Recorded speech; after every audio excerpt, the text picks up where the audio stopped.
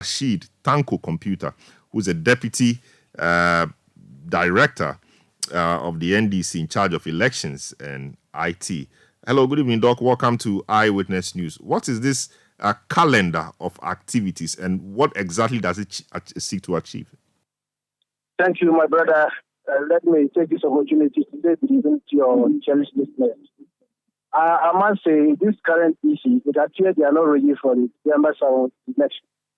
As we speak now, tentatively we have 8 months to the general election. And this issue has no calendar. The calendar will tell us their activities from now up to December 7th. In fact, it will tell us when they are going to open the limited registration exercise. We are going to have limited registration this year. The calendar will tell us when they are going to do it.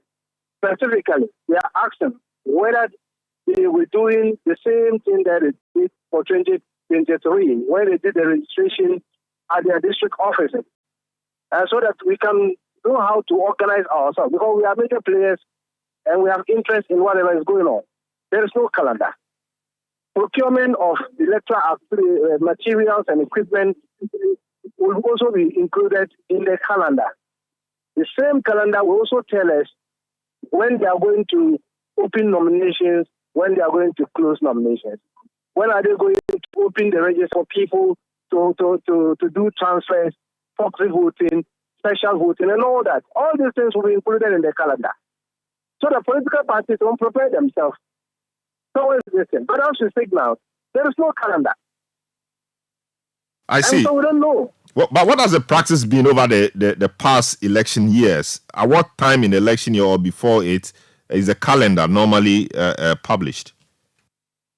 In fact, as early as January in 2020, we had the calendar. That's why they call it, because they got out the activities, what they intend doing. It was based on that we're having problems with them over the registration exercise that they were going to do. They changed the register. The whole register was changed in 2020. And we judged on with them, they wouldn't listen until we embarked on several demonstrations. Still, they went ahead and did the registration. So we are saying that this one, we had the first IPAC meeting, and that was on the 22nd February. And we thought they were going to give it a calendar on that day. They promised us that before we return to IPAC on the 29th, the second IPAC, they would have sent us the calendar so that when we come back on the 29th, we could all discuss the calendar together and take a position on some of the things. They didn't give us a calendar. They were only interested in changing from December to November, in which we came out with pure agreement, which they finally backed down on it. And so, right now, as of last week, I remember when your sister station joined people who wanted to launch their election quarters, a deputy commissioner, Dr. Bosman, mentioned that the calendar will remain available before the end of February. As we speak now, today is 1st March. No calendar. Why do you think that it is taking the EC quite some time to release this calendar? What are your suspicions, or what do you think the situation may be? Salom, your guess is as good as mine. Because we can't fathom this. The sanctity of the election is something that we need to uphold. And then the calendar is key to the democratic heart of the elections that we are going to do. We need to know. You give a timeline, so we work towards that.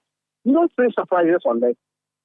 And we also ask, because as we speak now, the CI which is enforced is CI 127, which was promulgated in 2020. We don't know whether they are coming out with a new CI for this year's general election. They are time late on it. Now, if you are going to come with a new CI, as of now, we need to be part and parcel of the process.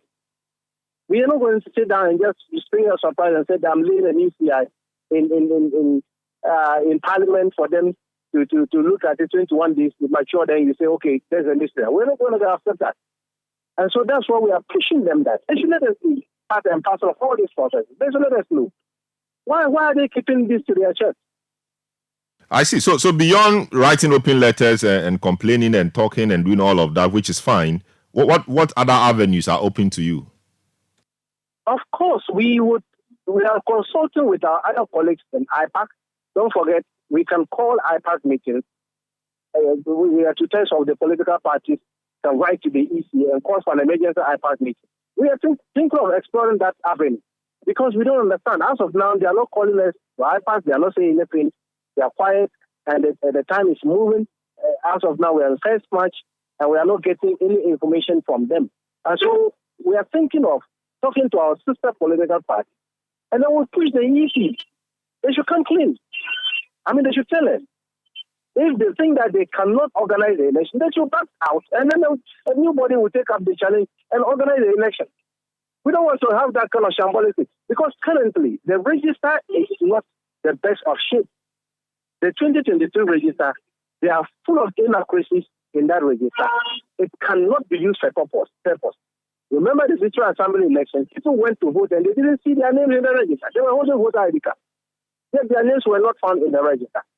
So we asked them to correct those discrepancies before they can think of opening the register for new registrants to be added. Did you have the support? Did you have the support of the ruling party, the MPP, at IPAC in raising some of these issues?